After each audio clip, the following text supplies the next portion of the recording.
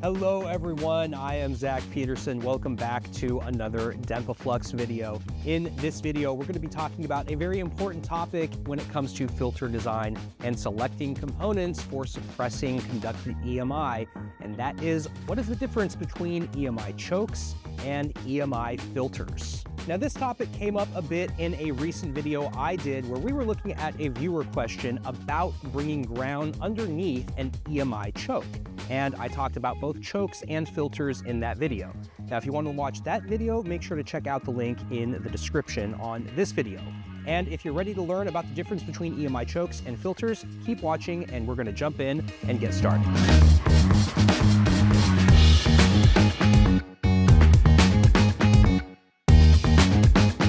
Now, in this video, we're going to be discussing what is the difference between an EMI choke and an EMI filter. And there are pre-packaged EMI filter circuits or filter modules that you can use in your PCB. Now first, an EMI choke is essentially an inductor. And in fact, if you look at some descriptions of EMI chokes on the internet, you will see that it is sometimes said that all chokes are inductors, but not all inductors are chokes, which I think can be a little confusing. The most common type of EMI choke is not a single-ended choke, but it's actually a common mode choke, because of course, common mode noise is much more important to suppress than differential mode noise. Now, in contrast, an EMI filter is, of course, a filter circuit that could use some inductance as part of its filtering action and is essentially a low-pass filter. So if you really think about it, if you take a choke, add some capacitance, you've basically made an LC low-pass filter. Now, as I mentioned earlier, there are pre-packaged EMI filter circuits that are available as integrated circuits or as pre-packaged modules, which you can put onto your PCB. And they basically have the same type of low-pass filtering action, generally targeting common mode noise. Now, as these filters are low-pass circuits, they could essentially behave similar to low-pass LC filters, and they may even be higher-order filters. How you determine how much filtering you actually need depends on the frequency range you're operating in, and you would need to look at the insertion loss curve as a function of frequency. Now, EMI filter integrated circuits are not literally made from a bunch of inductors and capacitors. They're generally built on silicon, and they exhibit some of the same characteristics, especially in terms of low-pass filtering. Now, with that difference out of the way, let's go ahead and take a look at some component data sheets, and then we can learn more about how these components work and how to select them. So here I am on Octopart, and I have some search results open, and what I looked for here in this search is a choke inductor. And this is one of the search terms that you could use to try and find inductors that are basically being used as chokes. You could also search for EMI choke or EMI inductor or something like this. Anyways, we have 200,000 results here in these search results, and first thing I want to do before looking at some specific parts is to just scroll through here to show you the range of different components that would be qualified as or marketed as a choke. Here at the very top, we have an RF choke, or this is a choke bobbin core, and you can see here some of the inductance values and some of the power values that are available with these components. So here you have 33 microhenries and then 13.5 amps current rating. As we scroll down here, you can start to see some other components. For example, this EPCOS common mode choke. This has 3.9 millihenries of inductance, and it has only 750 milliamps current limit. But this is the type of component that you might use on, for example, an AC input coming into your design. So you would put this right there on the AC input because, of course, you're trying to filter out high-frequency noise and only allow a 60 hertz signal to pass through, and that's exactly what you would do with this type of large inductance. Also, it only has a 750 milliamp current rating, and that might seem pretty small until you consider that a lot of AC systems are actually going to step down the voltage with a transformer, so that means they're going to step up the current, and so you would expect that they only need to handle low current as you have in this type of component. As we scroll through here, we see some other results. For example, we have another EPCOS part that handles similar current rating and has a similar inductance. So let's take a look at some of these results that I found here in this Octopart search. First, I want to take a look at this example. So here we have a Panasonic power choke. So this is basically an inductor, but they call it a power choke. Interesting. And this one has a 6.4 microhenry inductance and then 7.9 amps current rating. Now I'm showing this component on screen because I want to show you one of the examples of the components you might come up with if you do a search for a choke. Now this particular product is discontinued, but as you can see, Panasonic has called it a choke in their datasheet. Now if you scroll through this datasheet, you actually won't find any information that indicates that this is necessarily meant to be a filtering component. You do see an inductance versus DC amperage curve, but you don't see an impedance curve. An impedance curve is what we want to look for in order to assess the filtering capability of a choke component. Let's take a look at this EPCOS common mode choke. This is one of the large inductance chokes, and if we open up the datasheet and we let this PDF load and we scroll down, you can see here they've already called this a power line choke. So this is exactly the type of application I was talking about, where you're bringing in AC power lines into a design, and then they're going to go into this choke, and then this high inductance provides filtering action. So if we scroll down here, eventually we get to an impedance curve. So these impedance curves for these chokes are exactly what we would want to look at in order to assess the filtering capability of these components. What you see in these two graphs are you see some different part numbers covered under this data sheet, and then you can see some typical frequency ranges where you get a rising impedance curve exactly as you would expect for an inductor. Now you see here, eventually these curves peak around, it looks like a few hundred kilohertz, and then they start to drop off. For some of these other part numbers in the right graph, you can see that they peak around a megahertz, and then those impedance curves fall off. So this is characteristic of what you would see with an inductor. Essentially with an inductor, you have a rising impedance up to some maximum value, and then the parasitic capacitance in the windings takes over, and the impedance starts to fall off again as the capacitance starts to reduce the impedance at higher and higher frequencies. So with this component that you see on screen, you could expect strong filtering action up to the kilohertz to megahertz range. So that's pretty good for AC power inputs or DC power inputs as long as you're within the current rating. Let's take a look at another component. Let's look at this common mode choke from Bourns. So this common mode choke has much smaller inductance. The inductance is only 22 microhenries. And then you can see here the current rating is also much smaller at 250 milliamps. So let's open up this data sheet. Here again, we have a data sheet where there are several part numbers covered under this data sheet. And if we scroll down here, we can see an impedance versus frequency curve. So it's a little hard to see here. Let me go ahead and zoom in. You can see this impedance versus frequency curve has the impedance topping out at about a kilo ohm at around 100 megahertz. So anywhere it looks like from 20 megahertz to 100 megahertz, depending on the part number. So what you see here is that as you get to lower inductance for these choke components, you can expect that the peak in the impedance curve gets to a higher and higher frequency. So in other words, you get broader filtering range when you have smaller inductance, but you may get less filtering in terms of the attenuation of the common mode noise that you're trying to remove from those lines where this is connected to the common mode choke. So given that the peak impedance occurs in the megahertz range all the way up to 100 megahertz for some of these part numbers, where would we want to use this type of EMI choke or this type of common mode choke?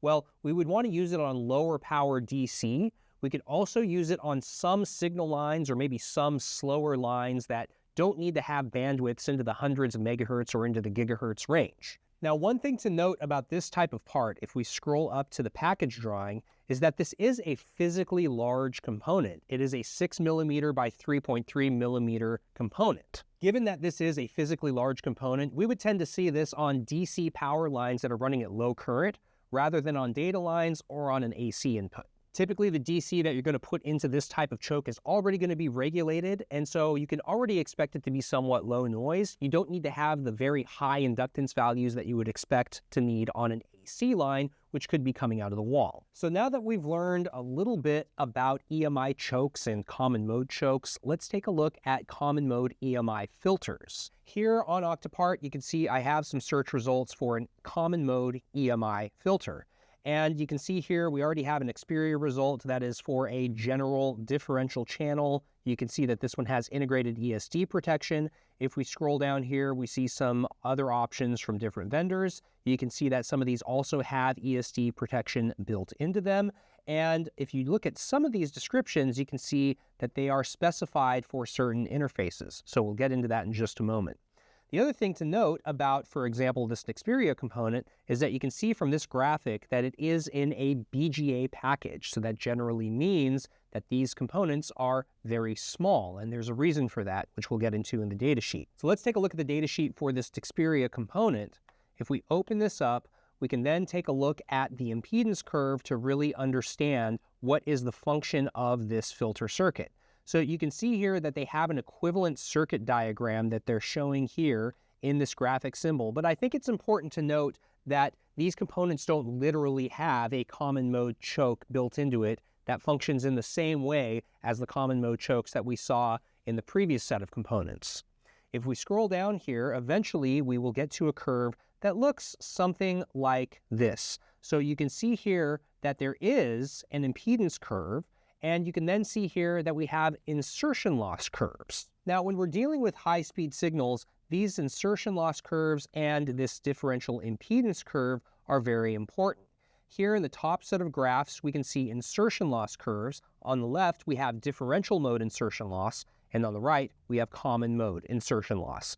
Now, just take a look at the y-axis scale for these common mode and differential mode curves. You can see here that for the differential mode, there is a little bit of loss, only about -1 dB, all the way up to about 1 gigahertz.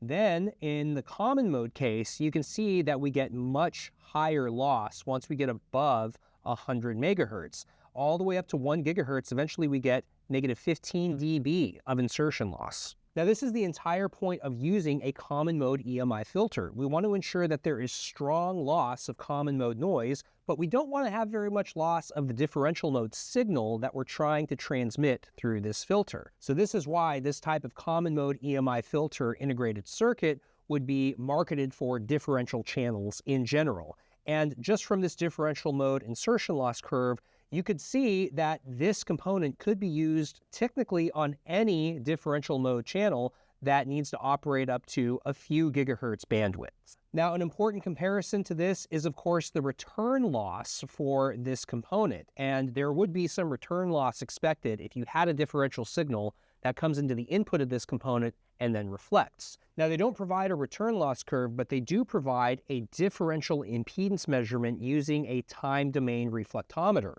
So this differential impedance measurement essentially shows you the consistency in the differential impedance as a signal propagates through this common mode EMI filter integrated circuit. You can see here that this component has reasonably consistent differential impedance from the input ports to the output ports at about 100 ohms. So you would want to use this EMI filter integrated circuit with an interface that requires a 100 ohm differential impedance. Now, this brings up an important point about EMI filter integrated circuits. This one is targeting a differential impedance of 100 ohms, but there are other components that target other frequencies or other interfaces.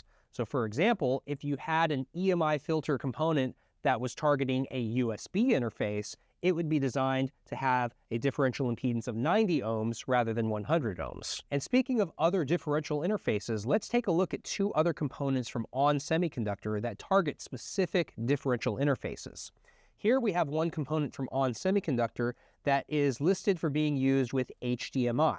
So basically, you would want to take this EMI filter circuit and place it just before the connector for your HDMI cable. If we open up the datasheet and we scroll down to the insertion loss curve, you can see here that we have some data which shows that this component would be suitable for use with an HDMI interface. Let's take a look at another example, which would be a EMI filter circuit for a MIPI interface. Now, MIPI interfaces are used for cameras and displays. It's a specific set of peripherals, but in general, those signals will need to go out over a cable, just like an HDMI interface. Here, if we take a look at the data sheet, and again, if we scroll down to the insertion loss curves, you can see here from these insertion loss curves that this particular component could be used with a MIPI interface. Now, this is really important because if you need an EMI filter circuit on a specific interface, it's a good idea to look for one that is marketed for use with that specific interface. In general, you wouldn't want to use a CSI component on an HDMI component or vice versa because the manufacturer has already qualified those components for use with those specific interfaces. However, they do make the insertion loss data available so that you can make your own judgment if you do want to use these components outside of their intended purpose. Now, the last thing I want to do is take a look at another type of EMI filter component, which is a prepackaged EMI filter module. Let's take a look on screen. Here you can see I have one of these components pulled up on Mouser's website, and if we take a look at the datasheet, we scroll down here, you can see what this type of component is. This is a rather large filter module which could be used with DC power, but it could be used at pretty high current rating. If you just take a look at some of these current ratings here, you can see that we have 20 amps and we have rated voltages up to 50 volts. So this could be used on a pretty high power interface. If we scroll down here, you can then see eventually what is the function of this type of filter circuit, and you can see the insertion loss as a function of frequency. Here you can see very clearly we get very strong insertion loss up to 1 megahertz with these components, and this is going to be the type of thing that you would want to use with DC operating at high current. Here you can also see that this component maintains very strong insertion loss all the way up to 100 megahertz before the parasitic capacitance takes over and you start to lose that strong insertion loss. But even after that parasitic capacitance takes over and the insertion loss starts to decrease again, you can see here that even up to 1 gigahertz, you still get negative 40 dB of insertion loss. So I really like using these SMD components on DC power because you can get such strong insertion loss. The only downside is that they are rather large. If we go up here and take a look at the package drawing, you can see just how big these packages are. This is a 12 millimeter by 9 millimeter package. So it does take up a little bit of space on your PCB, but if you need the insertion loss on a DC power interface, it is worth it. Thanks for watching this video, everybody. Make sure to check out the video links in the description to learn more about Dentaflux. And if you leave a great comment or question in the comment section, it just might end up in one of these videos. Again, thanks for watching, everybody, and I'll see you next time.